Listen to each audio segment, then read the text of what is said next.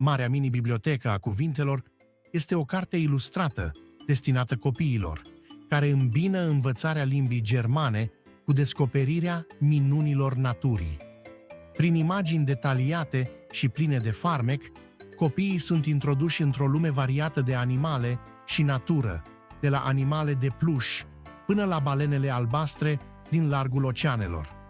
Cartea este structurată într-un mod bilingv, fiecare cuvânt fiind prezentat atât în română cât și în germană, facilitând astfel învățarea unei limbi străine în contextul jucăuș și educativ.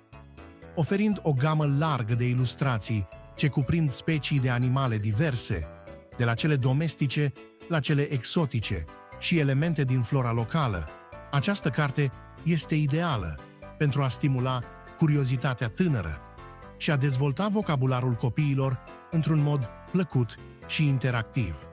Fiecare pagină este o invitație de a explora și de a învăța, făcând din Marea mini-bibliotecă a cuvintelor o resursă valoroasă pentru părinți și educatori în procesul de educație timpurie.